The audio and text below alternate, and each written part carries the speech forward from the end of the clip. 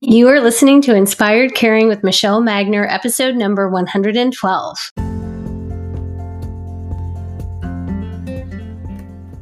Hello, welcome to Inspired Caring. I'm your host, Michelle Magner.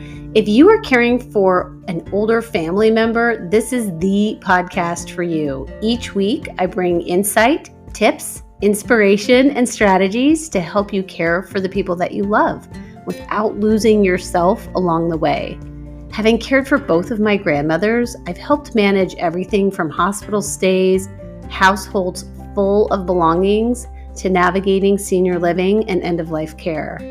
And I've worked in senior living as a result of that experience, serving my residents and their families as they've been on this journey too. Thank you for joining me today, and I hope you enjoy this episode of Inspired Caring.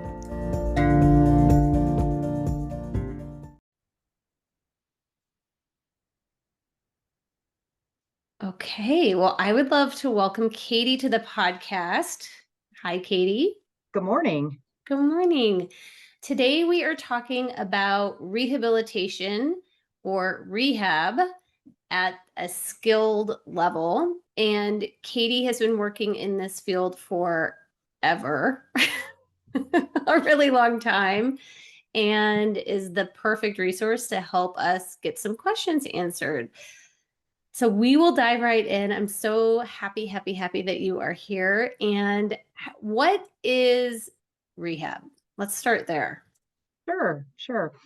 Rehab is, under a skilled Medicare benefit, usually after so your loved one is in the hospital, and they're saying, well, they're not quite back to baseline, and we feel like where we recommend that maybe they need some rehab in order to get stronger, in order to try to go back home or whatever that previous living environment looks like, back to get back to their baseline.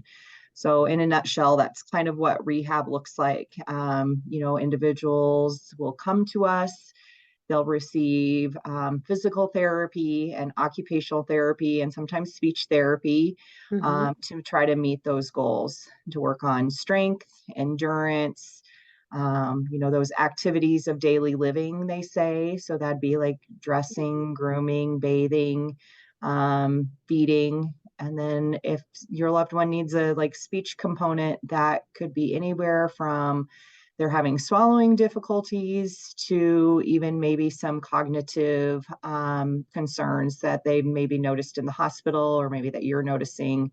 And speech therapy can work on those things as well. That's awesome. That's a lot.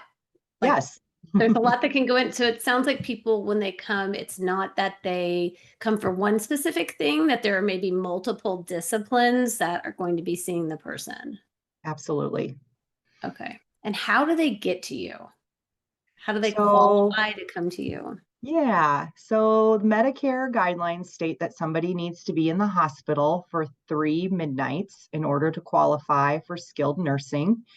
And we're, of course, talking about the population usually 65 and older that are on Medicare. So they're going to use that skilled Medicare benefit, but they need to have that 3-night hospitalization in order to qualify for that. And then it could be a combination. I mean, we receive referrals from hospital settings, assisted living settings, even, individuals that are potentially at home, that, the payer source may be different in all of those, just pending if they've had that 3-night hospitalization or not.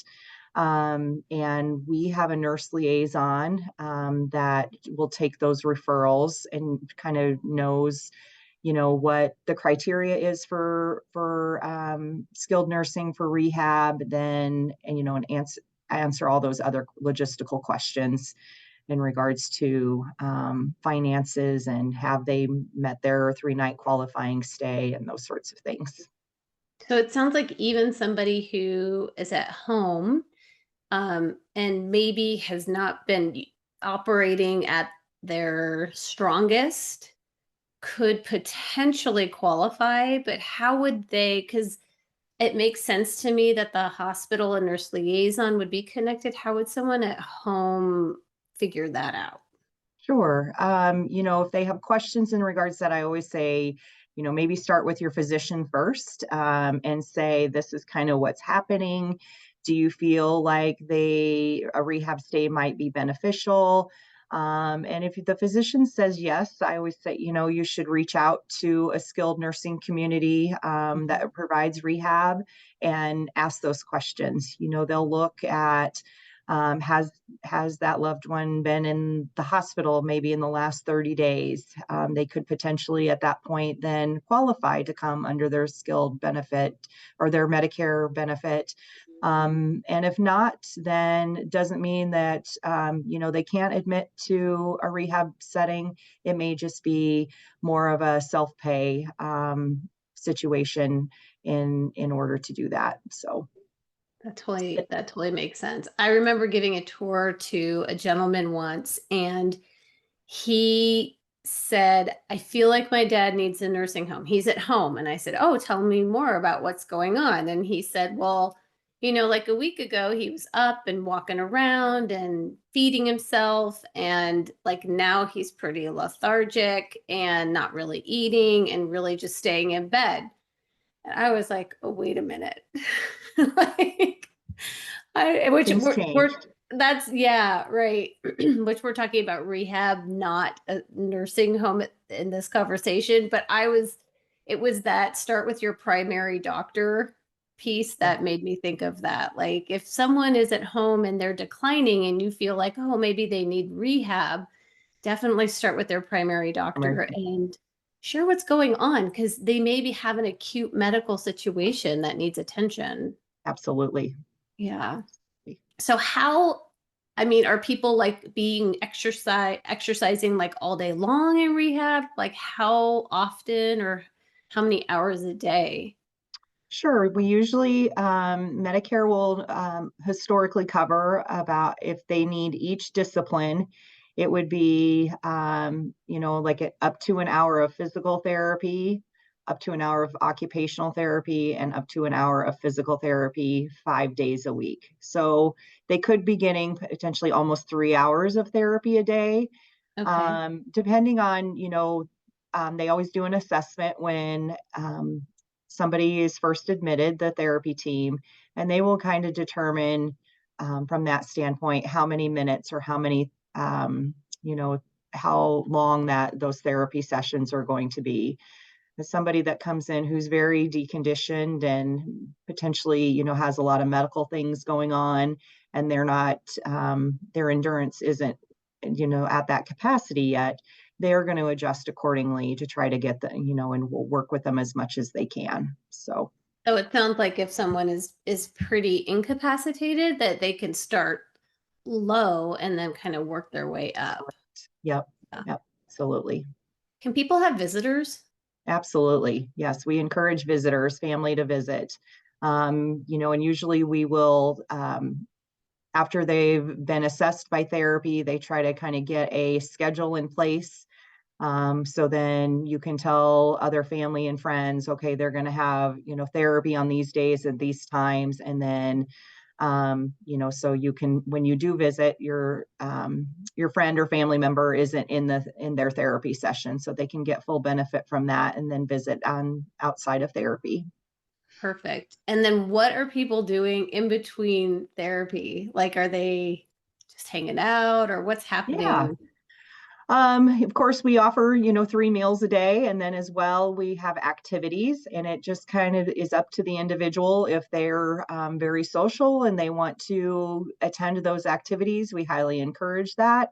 Sometimes, it's therapy wears them out, and so they just want to rest in between therapy sessions. So we have lots of different options to meet those individual needs. Great. What about how many days does someone stay in rehab or what's kind of the typical Sure. anticipated? So Medicare will cover up to 100 days of rehab. However, that doesn't mean you're all automatically granted those 100 days. Medicare looks at a week by week basis, and we have to show considerable progress and gains and strengthening and endurance and functioning from a week to week basis. So I always say, somebody who may have 100 days of skilled rehab that might qualify for that might be somebody who's had a severe stroke, and it just takes a long time to regain those abilities. Whereas if you have a fall with a fracture, Mm-hmm. maybe you're only looking at, 2 to 3 weeks, just depending on how you do from that standpoint. So those are two great examples of why people would potentially go to rehab. What are some other scenarios or conditions that maybe someone has that would warrant some rehab? Sure. If somebody has a heart condition or is hospitalized for a heart condition or COPD, pulmonary issues. We see individuals who have, it's a slew of lots of things, but a lot of them are based off if weakness, a decrease in mobility or ability to walk and function, and that could be related to lots of different things. Some people come for if they're on antibiotic therapy and need Mm. IV antibiotics several times a day. Um, that's considered a daily skilled need. Um, so there's a very wide range. So that's a great thing that just came to mind based on what you said was like how much nursing type help are people also receiving? And because it sounds like a lot of exercise therapy and things like that. What kind of nursing type help are people getting? Sure. The IV therapy would be one. Wound care management might be another. If somebody has to have like a wound vac, or that daily skilled wound treatment for Mhm. an incision that's not healing correctly, or vascular issues that may come up that somebody needs that from that standpoint. So That makes sense. That's a lot of stuff that I would not feel comfortable doing at home for sure, someone that I am not trained for. absolutely. Are people allowed to like leave the building if they're there for rehab? Can they go out to lunch or spend the night someplace? Sure. We have to be a little careful of that, because if Medicare feels, that somebody is able to go home with a loved one and spend the night or be out for extended stay, that Medicare may view that as okay. If they're able to do that, then they really don't need a skilled nursing community. Absolutely, people can go out, and have lunch, but it's usually those shorter, visits outside of the building, doctor's appointments, maybe, grab lunch after a doctor appointment if your family member takes you, and then returning to the building where you can receive that nursing and therapy level of care. Yeah. My dogs are wrestling around under my desk. I don't know if you can hear I that. can't hear them. Okay, good. I'm like, get comfortable already. Oh, now she's shaking. I think really dogs are good therapy too. Can pets come to rehab? That's a good Absolutely, question. absolutely. Yep, your pets can come and visit. Oh, that's Can't so great. Yep, we do have, our life enrichment department does have, pets that come on a routine basis as well, so, Oh, that's so great. It's like holistic, yes. a, a real holistic approach. Um, I was thinking about how when I had a family member and the hospital came in and did this assessment because we felt like, well, she can't go back and we're trying to figure out what's next. It was determined she was not a good candidate for rehab initially, but then towards the end of the week, she saw improvement. Do you feel like it's a good idea for I mean, this is what I did. So whether you think it was a good idea or not, I don't know, but I pushed for them to reevaluate her towards the end of the week after she had had additional antibiotic treatment and things like that. So I guess Absolutely, just trying to figure out like when is the hospital determining that they would maybe qualify and bridging that gap with the building. absolutely. Always, always asking that question too as a family member. Mhm. because that is a, Medicare benefit that can be utilized. So if there's ever any questions from that standpoint, I would always ask, um, the at the hospital, ask the nurse, the physician, the social worker there, if that is something that they think would be beneficial for their loved one. And, be honest and be like, I see what they're doing here in the hospital, and I just don't feel like they're back to where they were Mhm. um, before this hospitalization. And I worry, you can say my loved one lives alone. They're responsible for cooking their meals and doing their laundry, and getting, potentially even, taking care of all of their daily needs of dressing and grooming and bathing. And if that is the case, then and they're not able to do that potentially, now Mhm. rehab is always a possibility. The other thing that's coming up is I'm thinking about if it's a couple situation, like a husband wife scenario, and they're both in those later years of 60, 70, 80, 90, and one of them is trying to take care of the other person, but they themselves, their own health is being compromised. I guess, I don't know, just any thoughts on how to help them feel empowered that they can say to the hospital, listen, I can't do this. I can't do this. Absolutely. And we encourage that. The last thing that we we want a spouse to do is, if something were to happen, if somebody were to fall and you're caring for that loved one and you both get hurt. So, using those resources, asking for those, outside assistance, as well, to try to keep you both as independent as possible. Because the last thing you'd want is for, both of you to fall and both have fractures, or, that would be awful. So. Would be awful. How does it get determined when it's time for someone to discharge from rehab? Like how do you know when it's time? Yeah, we lean a lot of course, on therapy and nursing, just to have they met those goals. As the therapist initially will ask those questions. How did home look like before? What were you able to do? That's how they kind of build their plan of care in regards to what they need to work on. And when somebody gets closer to meeting those goals, then of course, the discharge planner or the social worker gets involved, and we kind of start talking about going home and what that looks like. Therapy will usually say, I feel like they're going to be ready to discharge in 2 weeks. They may or may want to do like a home safety assessment where they go out to the house and kind of look Mm, it over and see if there's any needed equipment, or changing things in the home to make it more accessible, for that individual to go home. We can set up, other resources, home health care for some ongoing physical therapy and occupational therapy at home.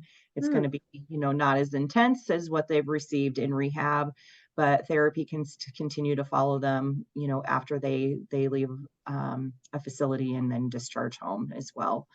And then, of Okay. course, if the therapy feels like somebody's not meeting their goals and those goals are, not going to be met in a rehab setting, then we have those tougher conversations as well of, looking at, is going home appropriate, Mhm. um, from that standpoint. So. Which it seems like it would be so, and I know it is from my own experience, it's so beneficial to have a third party in the room to initiate and facilitate those conversations because as family members, we get very attached to our relationships with people. Absolutely. And it's really hard to look at your parent or your spouse and say, it's not going to work for you to come home. Right, absolutely. And we can help bridge that gap and give that news. And then, you can be part of the planning of that with your loved one. And, the rehab facility can be the one that kind of gives them, that bad news per se, Mhm. if they're not able to.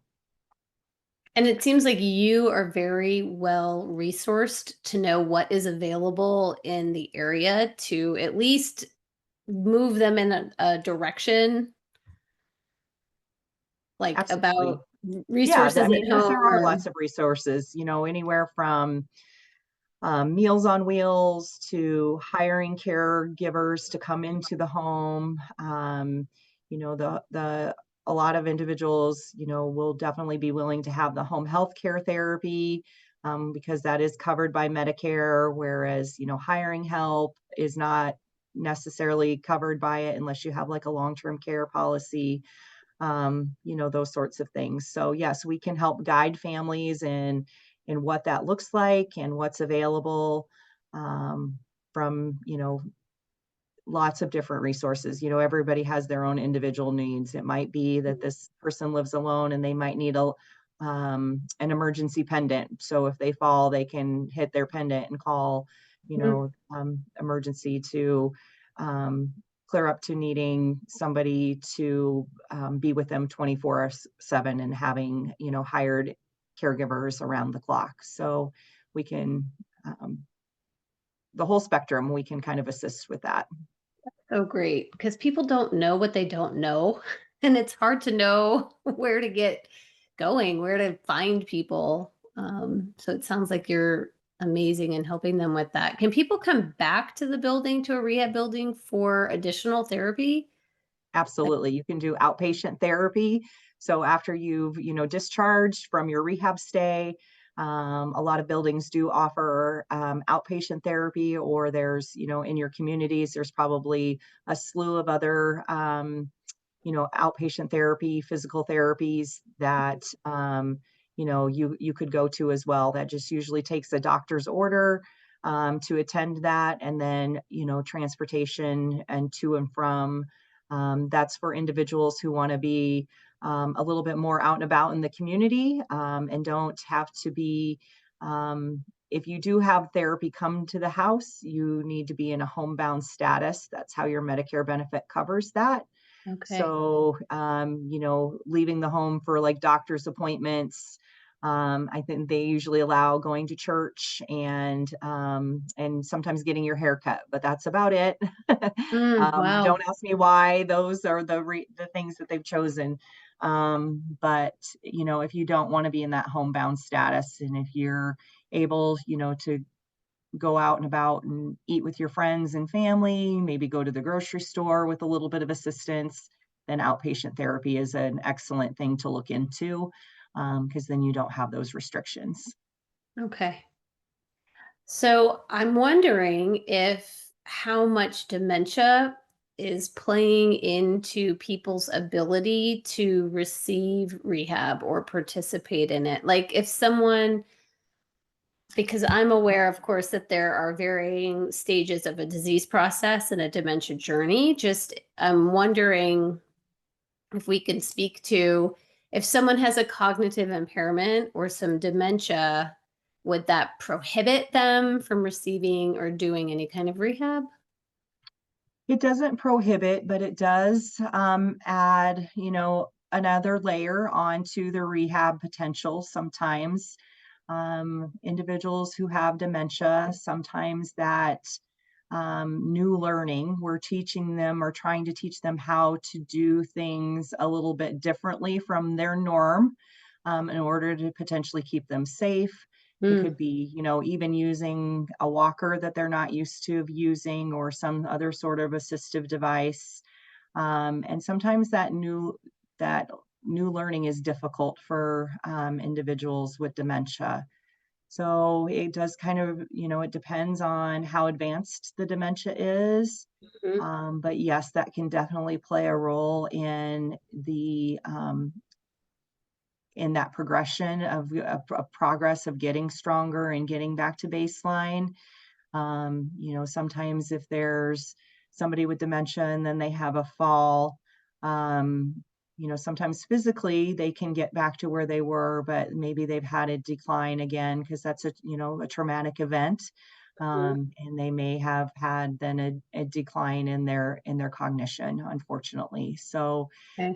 doesn't mean it can't happen, but it is something that needs to be assessed for, to ensure that that individual can regain not only their physical abilities, but their cognition in regards to safety and safety awareness. And that can sometimes be, it can become a little bit more complicated Mhm. if they can't. So, Well, and I'm thinking that even if somebody, and again, it's just so nuanced. I just really want to encourage people to touch base again with their doctors, the hospital social workers, the hospital therapy, physical therapy, occupational therapy people, just to get their determination if it would be a good fit. Because even if I can't remember why I'm doing an exercise, you're physically getting a little bit stronger each time you're participating in it. So, sure. some Yes. progress Yep. is still being made, but just really going back to leaning on those professionals to help Absolutely. figure that out. Um, so transitioning just a little bit, what are your thoughts around mindset and rehab? I remember talking to an OT once, and they said it makes a difference because if you come to rehab and don't do the work, then it just doesn't really work. So just any thoughts on that, like around mindset and approaching it? Absolutely. Mindset is huge. That motivational factor of, do you, will we sometimes the residents will, or the individuals, they want to get stronger. And of course, they don't have everything they need to know how. That's where we come in. We'll give the exercises and those sorts of things. And so that being motivated and wanting to um, um, progress and to get stronger is huge. Right. And yes, I think there are some individuals out there that they may not have that motivation and need to try to figure out why. And maybe they're just, we'll hear sometimes, I'm just tired, Mm, and I don't necessarily want to do this anymore. And I think that's really hard for families to hear, because from a family's perspective, um, they probably feel like their loved one is just giving up. Um, mm, but that is an opportunity. And I, would recommend that if you hear your loved one say that, you need to take that opportunity and ask more questions. Because we definitely need to remember that this is, their life, and what do they want? And I know those are very tough conversations, but um, those are key words and key things that really, I encourage family members to talk to their loved ones about. Like, what else is going on? Why are you not saying that? Or why aren't you wanting to work with therapy and get stronger? And why are mhm. you, saying those kinds of things? That's so good. That's so invaluable. And I really hope that people receive that little piece because, to your point, we love our family members and we want them to keep up the good fight and making the effort. And I mean, there is a natural aging biological process that is happening for each of us. So depending on where we are with things, to just honor that is so important. So that comes around to like family dynamics with your family member. And I know this is super sensitive and very nuanced, but just when someone is in rehab and they're making the effort to do the work and get better, where to find family dynamics kind of play in. Like, how can families best support that person? Um, because we all have different ideas about what could and should be done. Sure, sure. So, how do we best support the person who's in rehab? Yeah, and that, I mean, I think that is very difficult when you have family dynamics of maybe children that are not on the same page or seeing eye to eye to what's going on, with a parent or grandparent or any loved one from that point. And it's really trying to, again, listening to your loved one and what their wishes are, and then leaning on the professionals. They are doing their best in order to meet those needs and goals that your loved one has to get stronger as well as yours, and trying to put your family stuff kind of aside, because that's not going to help your loved one get stronger or try to meet their goals from that standpoint. um, and there are sometimes some tough conversations that have to happen, but you should, as much as you possibly can, you need to keep those preconceived ideas as well as your family history of, if there's differing opinions or those sorts of things, you need to set those aside in the sake of your loved one.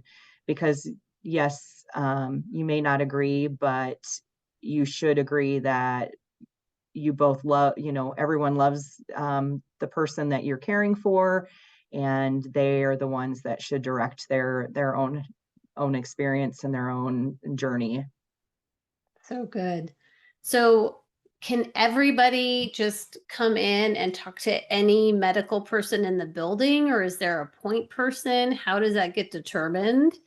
Sure, Um, usually setting something up, just because the nurses, the doctors, the social workers, they're have lots of things to do on a daily basis, and those are meetings that you can always request, and they'd be more than happy to set something up.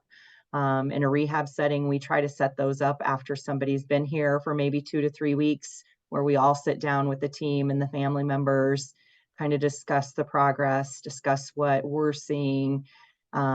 Potentially, if we have, recommendations at that time, we will give those, try to talk length of stay.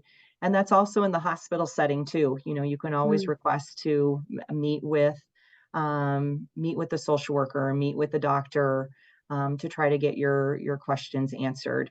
Now, they're not going to be able to do it on a daily basis, but if your loved one's has been in the hospital for, a week or more, and you just don't feel like you know what direction and what's happening, absolutely, request that.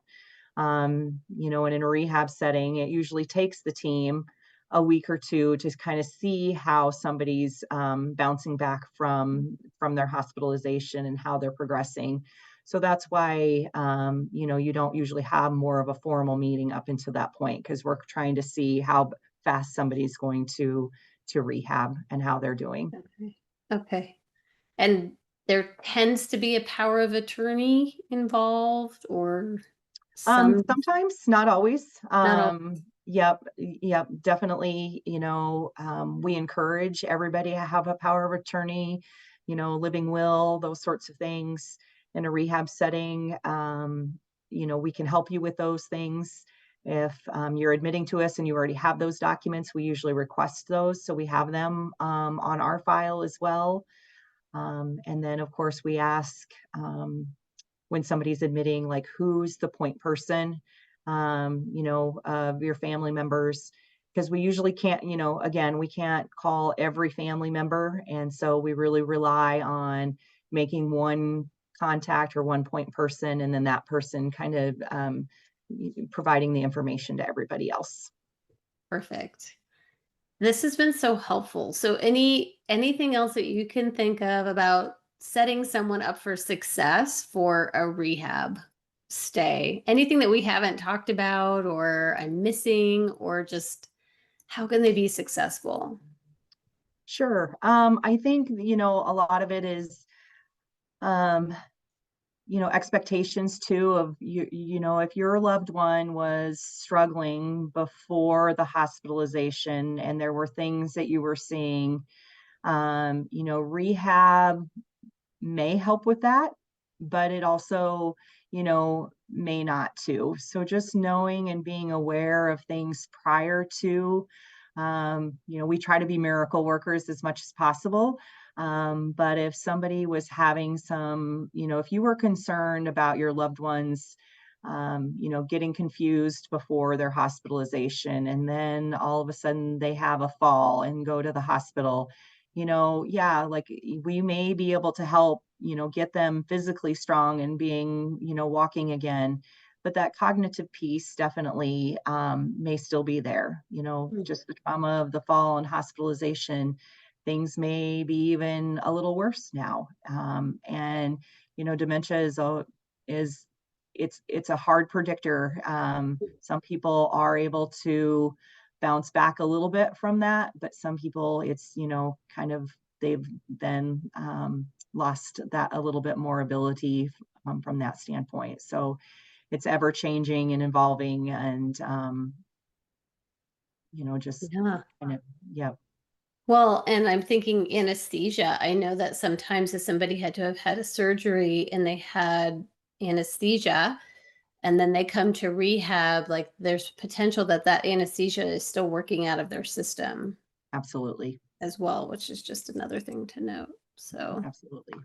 I think this has been great. I think this is a lot of really good information. It feels a little bit like a fire hose, but I'll try and organize the show notes so that we hit the high points. But I'm very, very, very grateful to you for coming on. Thank you. Thank you so much for having me. Yeah. Bye. Bye bye.